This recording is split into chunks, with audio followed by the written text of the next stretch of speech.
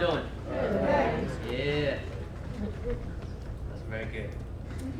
Little call and response, you know, trying to start it off. All right, so I'm gonna start with this.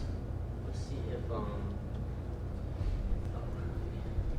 right, so this is kind of like this was a short piece done on the program that Joe was a part of that I've been running for the past. This is our 4th year. So it's just kind of brief, just to sum it up, so you guys can kind of see what it's like. Hip hop in and of itself, I would say, is therapy. All right, so my presentation is about reimagining hip hop therapy. I first stumbled across Dr. Tyson's work when I started I started at the Fordham Graduate School of Social Services. So I'm a licensed master of social work, and fortunately, Dr. Tyson was a teacher of mine and a mentor of mine. I personally am an artist. I've done a lot of spoken word poetry, some acting, and so that informs a lot of what I do. I personally know hip hop is therapeutic from my personal experience with it, what it's been for me in my life. So I've always known from a qualitative standpoint how effective hip hop can be used. I've always known that. But it wasn't until I stumbled across the quantitative aspect, the evidence-based research, that I could justify using this approach and putting my own spin on it in actual settings, in actual, in the school that I'm in. So I'm in a transfer high school. They mentioned it here, it's in that video. It's for overage and undercredited students. So our average kid is about 18 years old, so when they should be graduating, they're still behind. They've slipped through the cracks within the public school system. Where I think this kind of relates, at least with this, there are several overlaps, but with juvenile justice, with the struggle with mass incarceration, school and the school to prison pipeline, that tends to be a pathway, one pathway to which many youth become locked up. I believe there's a statistic that 70% of students who are suspended or expelled are African Americans or Latino youth. They are 3 times more likely to get suspended for the same thing as their white counterpart. So the way I feel is why do this in a school? It's the place to meet them, as teens, as teenagers, as adolescents. This is where they are. And a lot of this approach is about meeting them on their own turf. They listen to hip hop music, and to not utilize that is to limit ourselves as clinicians, researchers, whatever your advocates, whatever your field may be. So yeah, Dr. there's a lot of Dr. Tyson, his work with hip hop therapy that he started in '96 got me thinking and realizing I could actually put this to use. So it takes away that traditional hierarchical hindrance of, hey, I'm the therapist, you're the client, I know better, you don't know, listen to me. I went to school for this, listen to me. It takes that away, it wipes that out. It goes from the expert recipient to now it's a partnership. I'm working with a student. And I'm asking them, like, in more practical, hands-on terms, right? I'll sit with a student. This is useful from assessment all the way to evaluating your outcomes. With assessment, what kind of artists do you like? Who do you listen to? They'll say one thing, and then I'll say, show me a song. What's a song you really like? What do you relate with within that song? What theme? Because I can make assumptions. I can assume that if they're listening to violent songs with misogyny, all that they actually agree with that. And chances are, a lot of times, I've been surprised that they're like, no, I don't subscribe to that. I like the beat. It's just something I listen to when I want to get amped up, when I'm just getting ready, to go out. I'm like, oh, all right. Here I am having these preconceptions about, my own interpretations of the lyrics, and they're actually going out, and now this is influencing them to do these things. That may be the case in some, but it's not. We need to ask. We can't assume. The biggest problem that we have in the helping professions, I believe, is making assumptions. We assume we know what they're going through. We assume we know what they're thinking. The best thing you can do is ask a question. What is this? What does it mean to you? Then you can utilize even the songs with negative themes, like Tyson was saying. I don't restrict any content. I'll play anything that they want to play. And that's because they're talking about it anyway. They're talking, and they don't have that open avenue to talk about this with many adults. Adults will shut them down. They're listening to this, they're talking about it, they're creating their own conclusions. Now, if I can in any way assist in that process, I need to get my foot in the door where I can. I need to try, or else I'm being left out, and they're gonna figure it out on their own, and it might be, you know, a little experience might help, you know, and I'm a source of expertise. I'm not the expert. I'm not there to tell them this is good hip hop, this is bad hip hop. I might personally like conscious hip hop. I might prefer that, but who am I to tell them that that's more hip hop than that is? Or, you know, that they should listen to this song and not that song. This is good, this is bad. You know, I totally wipe out that hierarchy. And that's crucial when it comes to actually working with them and teaching them. As an artist, I can teach them how to actually write songs, how to record, how to mix their own music, acting techniques for performing within the booth or on a stage element. So there are overlaps with expressive arts there. I guess what I skipped over was some of the stuff Tyson's touched upon. And this is rooted in many theoretical therapeutic models. Cognitive behavioral therapy, narrative therapy. Narrative therapy is a lot about, do you all have like a favorite character? Like you watch a movie and you're like, that one person, like that, I relate with that person. We as humans tend to define ourselves through narratives. We love stories so much because we relate with the characters. And constantly, we're writing our own narratives. Constantly. And we're not always aware of it. And it's important to take control over our narratives. And try to, take that control back. Because if we're not writing our own stories, somebody else will. And it's very important to try to reshape our present and past in order to consequently affect our trajectory, hopefully where we're going in life. And taking ownership of our past, our present, and moving forward with it. That's what narrative therapy is. And in writing songs, you're doing that. You're presenting your experience. You're presenting what you've been through. What's your story? And what I tell every single one is every single one of you could be a rapper. If you wanted to rap, I could give you the techniques, and you could do it, because each and every one of you have a story. You're all looking at me right now, and each of you are perceiving me differently. What you might be thinking is not what you're thinking, what you're thinking, what you're thinking. You're all hearing something, it's triggering you all have your own experience, your own interpretations.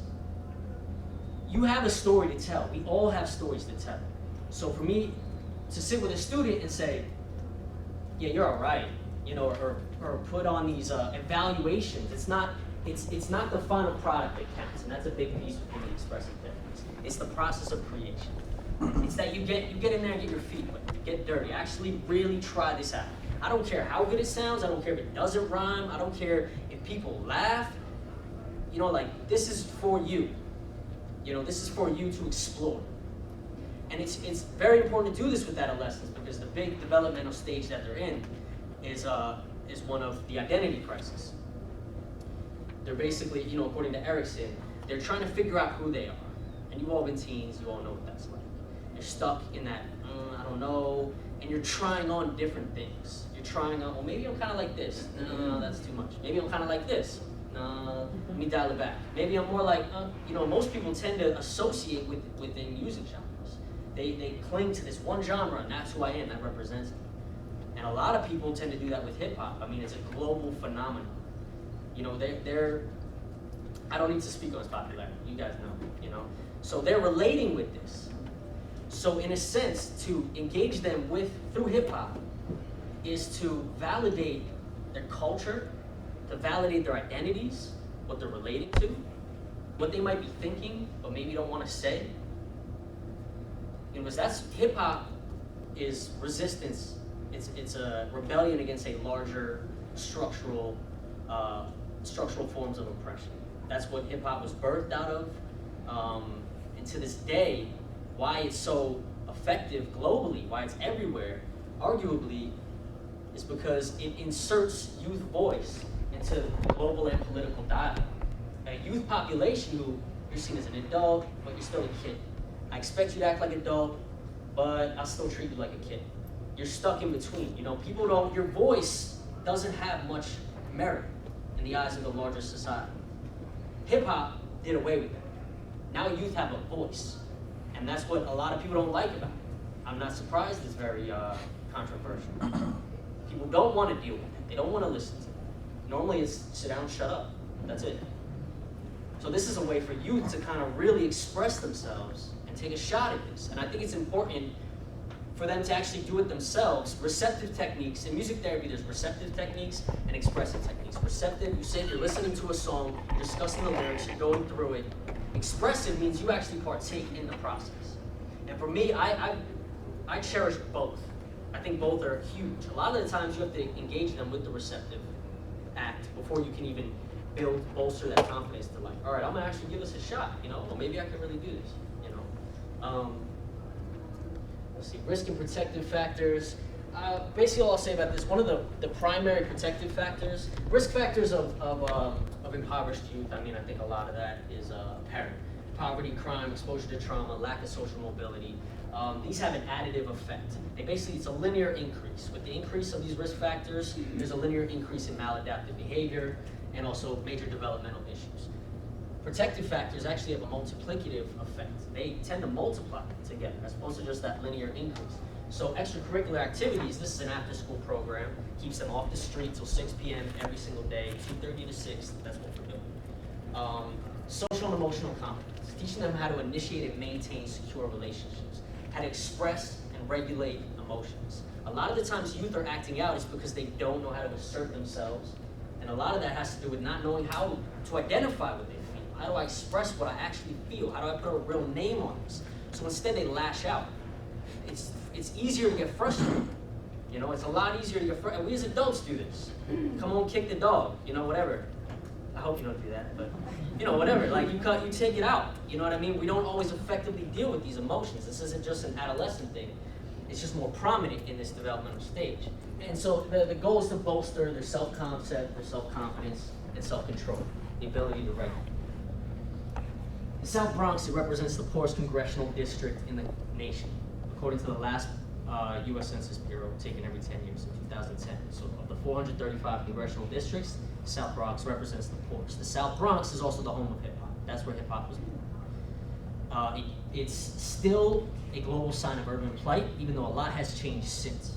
And I think it's important to take note that, you know, not only are 38% living below the federal poverty line, half of children, 49% of children are living below the federal poverty within the South Bronx. Literally a brief subway ride away, I don't know how many of you are familiar with New York, 3 of the 10 richest zip codes are right there, 15-minute subway. Upper East Side, 15-minute train ride. One of the richest zip codes. So not only is the poverty absolute, it's magnified to add insult to injury vastly in a relative sense. Not only do I know, like, damn, I can't afford this nice stuff. There's no food in the fridge. I can take a brief subway ride and I'm seeing Park Ave. I'm seeing all this like glory. How frustrating is that? You know, that just magnifies it. So the program at Mott Haven Community High School, where I'm a social worker there, it started in 2013. These are kind of the earlier phases. We kind of started in what my friends call the tombs. Kind of just looks like a lockup in that corner. You know, but basically what happened is they started noticing that kids were staying after school to hang out with me. What they saw was hanging out. For me, I'm engaging them in therapeutic dialogue, all through the receptive technique of playing songs. And then it went into, they were like, well, we rap. Do you rap? And I would say, yeah. You know, and they hear me rap and they go, damn, can you teach me some stuff? I'm like, yeah, I'll show you this, and I'll just show you the structure. The rest is you. Fill in the blanks, like Mad-Libbing or whatever. So they would do that, and then all of a sudden they're like excited to come to school every day. So I was linking it with, in order to justify doing it in the school, I was linking it with academic achievement, their attendance. And I'm in the process of collecting data. I have some in here, but where it shows the increase within their attendance and their average rate of credit accumulation. I was a graduate of the program, as an example. There have been many who have graduated from school since. Kids who traditionally would have slipped through the cracks, who knows where they're going. All right, so recording and performing arts. So writing lyrics, recording songs, the vocalization. There's numerous techniques that I take them through. I run through it here. But the performance piece is just what I want to mention briefly, because, and this runs into the expressive therapy of drama therapy. and there's overlaps with cognitive behavioral therapy. There are two primary acting techniques, the classical method and method acting. The classical method method acting is when you think of something, right? You get real emotional, you think of something, really think of, like, I have to portray a sad moment, I'm gonna sit here and really think of a sad moment, and then try to act it out, right? So it starts with thought, follows with feet. Classical acting was the opposite. It started with feet, and then thought will follow. The idea that if I just grab this chair and start throwing, I'm gonna get angry, I'm gonna get livid, like amping myself up. So that shows the causal link between thoughts, emotions, and behaviors. And that's well researched within that field. And so this is just another way, not only cognitively, to help them realize the relationship, how do I address my cognitions or behaviors to affect my emotions, and vice versa. Here's an actual physical, they get to see it in action when they're actually presenting. Because when you're recording in a booth, you're acting. You're acting. You might not be feeling exactly what you're in the moment. You might not be in that state, but you're trying to present as effectively as possible what you really feel, which is an important skill in life. All the world's a stage, as Shakespeare said. So if you can learn to present effectively in the booth or on stage, then you can learn, hopefully, how to interact as just your average, everyday citizen. I had some footage on that, but the thing crashed. So yeah, there's measurable outcomes, the improved social and emotional competence, their peer relations, their relations with staff, teachers, the increase in self-disclosure, effective conflict management.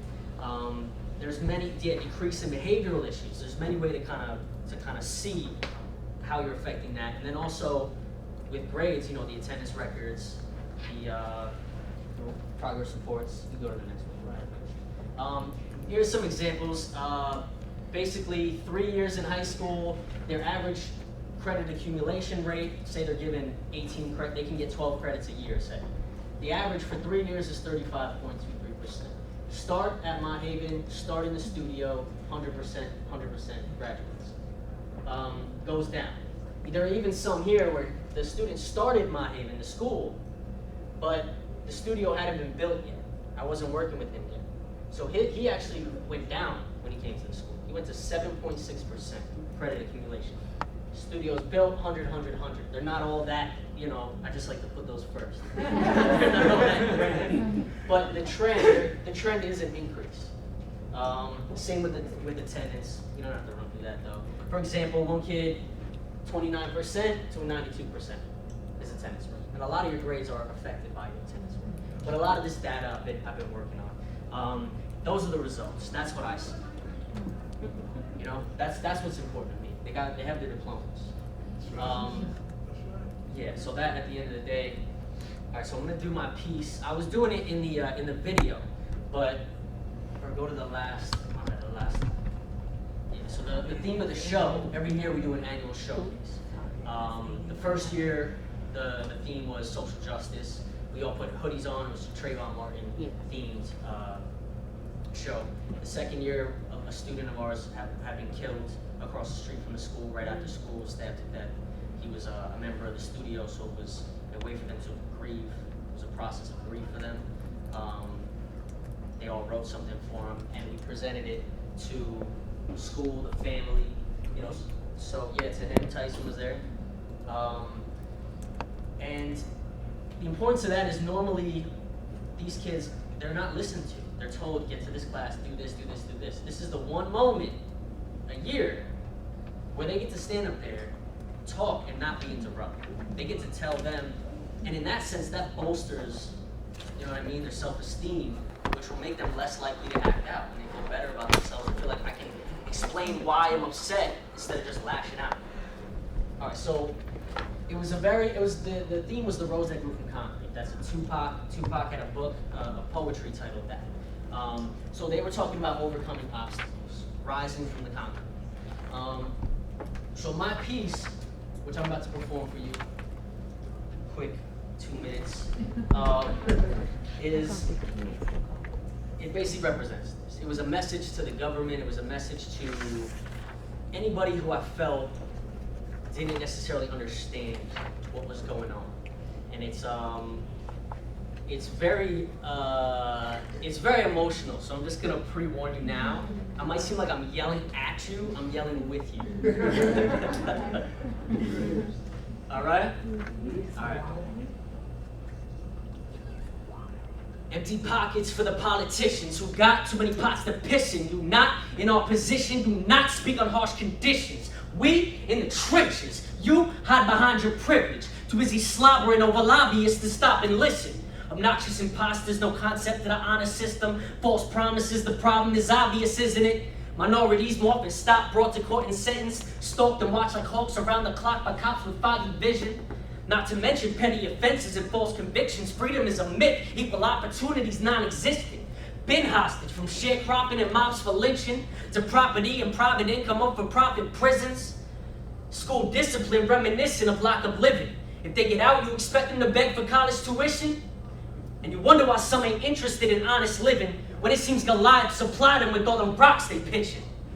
Ronald Reagan economics are in contradictions like Ponzi scheming Donald. You think that Nazi's kidding? No dollar figure can fix all the harm y'all inflicting. So many commas missing, I can't wait till Palmer kicks in. Poverty's enormous business, keeping corners crimsons in your corporate interest. You wouldn't exist if all this didn't. Might have lived it long before the Forbes' fortune entered. Now you portion pinching with a penchant for porcelain pigment. Poor choices? What's pro-choice to the poorest women when a choice is abortion or the foster system? Forget diapers and wipes. Formula costs a limb when minimum wage can barely keep up with the cost of living. What a solemn ending. But that's not what this is. Honestly, I see these kids and I'm optimistic. When a rose grows from concrete and conquers limits, applaud its raw ambition. Don't stop the picking. Acknowledge conditions from which the stalks are risen. Amidst rocky ridges and rainfall predictions. The odds that they fought in the poorest Congress district where you can get caught up quicker than a New Yorker's minute. Accomplish the impossible with hip-hop's conviction. When trauma victims overcome the psychologic symptoms. Every night pray for the day gunshots are distant and they won't need thorns for the onslaught of stigma. Just imagine if the rose could grow where it's not so frigid. Properly lit and without concrete opposition. So again, to the politicians and the polished henchmen, make sure you look twice inside of you pots you pissing.